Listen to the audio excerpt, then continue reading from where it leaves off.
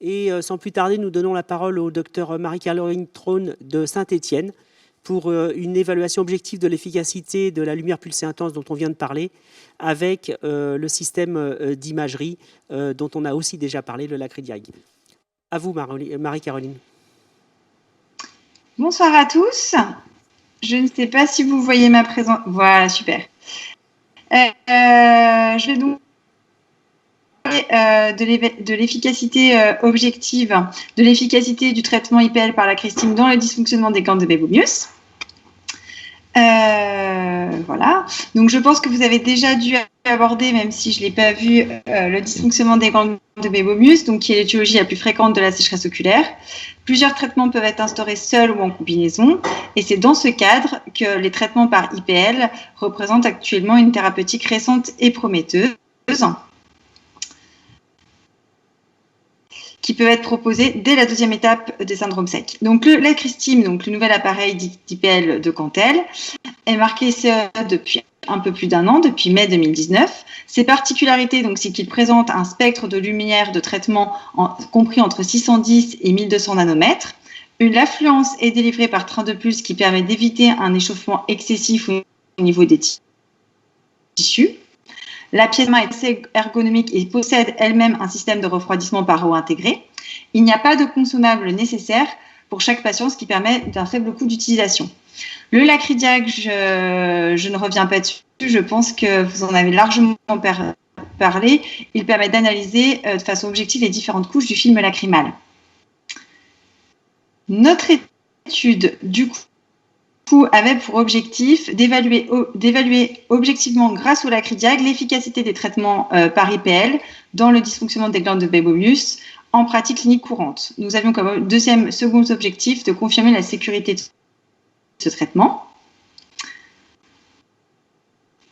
La diapositive suivante. Donc, nous avons réalisé une étude monocentrique observationnelle rétrospective où nous avons inclus en fait les 45 premiers patients traités par la Christine.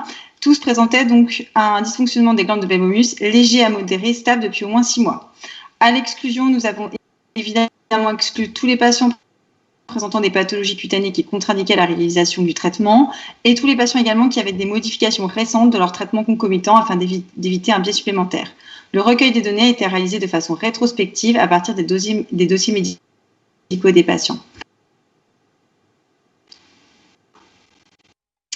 Le protocole de traitement par la Christine est assez simple. Il repose donc sur 3 séances de traitement, une à J0, une à J15 et une à J45.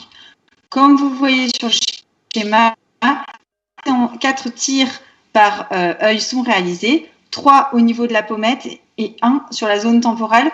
Nous avons réalisé pour notre étude, tous les traitements ont été réalisés à une fluence de 8 joules par centimètre carré. Les lunettes de protection à la fois pour le patient et pour le médecin sont nécessaires.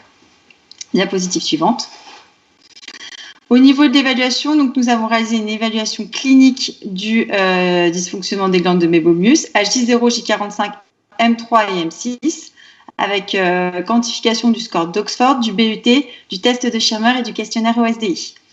Nous avons adjoint une évaluation objective par la LACRIDIAG de l'interférométrie, de la mammographie, de la hauteur du ménisque de l'arme et du nibut.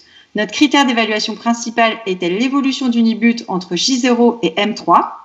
Et en critère secondaire, nous avons comparé donc toutes les autres données cliniques entre J0 et M3 et entre J0 et M6, avec évidemment recueil des événements indésirables. Diapositive suivante. Au niveau des résultats, nous avons donc inclus dans notre analyse 45 patients traités consécutivement. À cause du Covid, malheureusement, nous avons dû exclure d'autres patients. Nous avions plus de patients initialement, mais nous avons dû exclure les gens qui n'avaient pas pu réaliser leur suivi complet à cause du confinement. Au niveau donc, de notre population, nous avions 2 tiers de femmes pour 1 tiers d'hommes, avec un âge moyen autour de 60 ans. Tous avaient des dysfonctionnements des glandes de Babeaumius acquis avec hypoexcrétion. Diapositive suivante. Au niveau des résultats, comme vous pouvez le voir sur ces différents graphiques, au niveau du nibut, il existe donc une amélioration significative du nibut de 1,6 secondes en moyenne entre J0 et M3. Cette amélioration est continue à M6. Également une une amélioration significative de l'OSDI, du score d'Oxford et de l'interférométrie, à M3, mais également avec une amélioration qui est stable et qui dure jusqu'à M6. Au niveau, par contre, du NIBUT, de la hauteur du ménisque de l'arme et du test de Schirmer, nous n'avons pas retrouvé de changement significatif. La sécurité était excellente puisqu'aucun événement indésirable n'avait été. Diapositive suivante.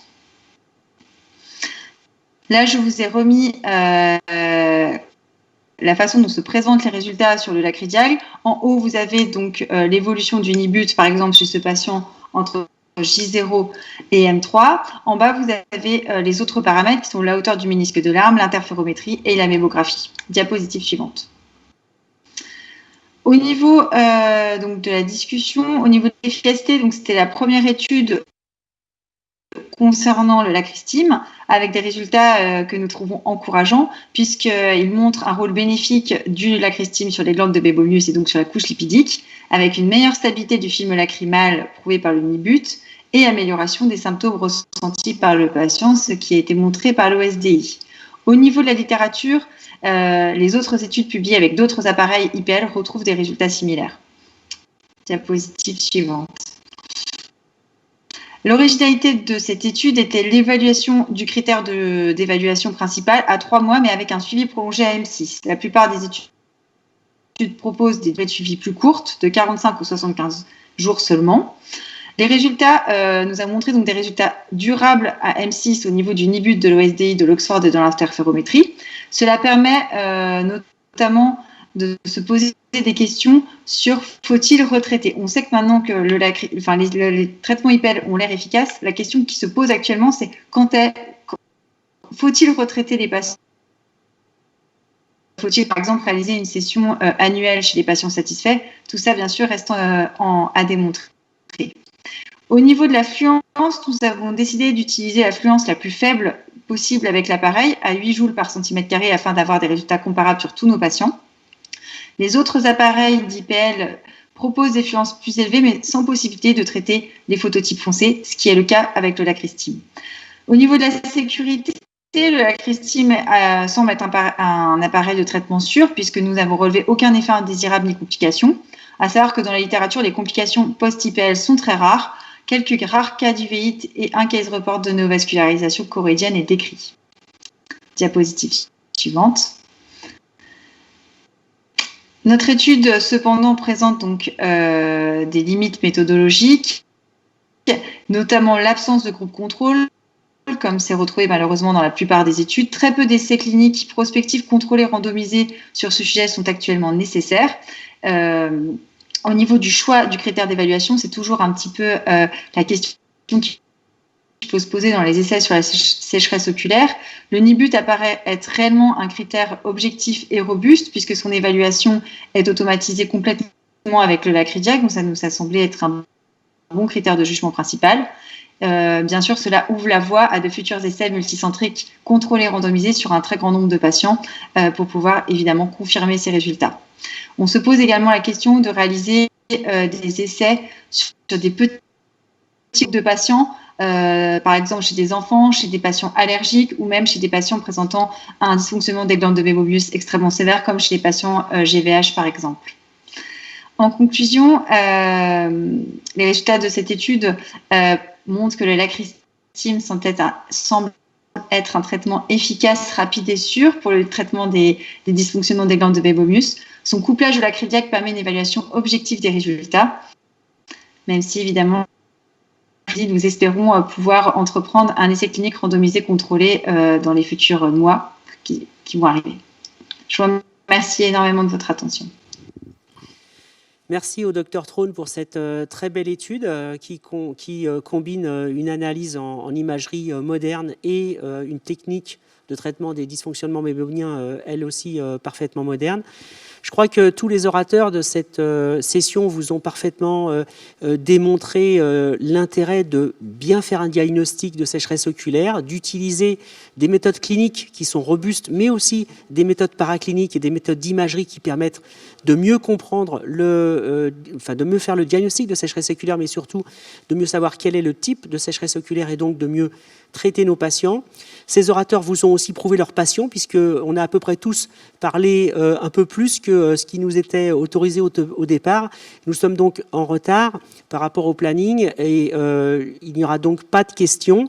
Ça a été pour nous un très grand plaisir de partager avec vous. Je crois que c'est une des dernières sessions, peut-être même la dernière session de la SFO 2020. Il est temps de conclure. Voilà, nous vous souhaitons tout le meilleur pour le reste de l'année et vivement la SFO 2021. Merci à Cantel pour l'organisation.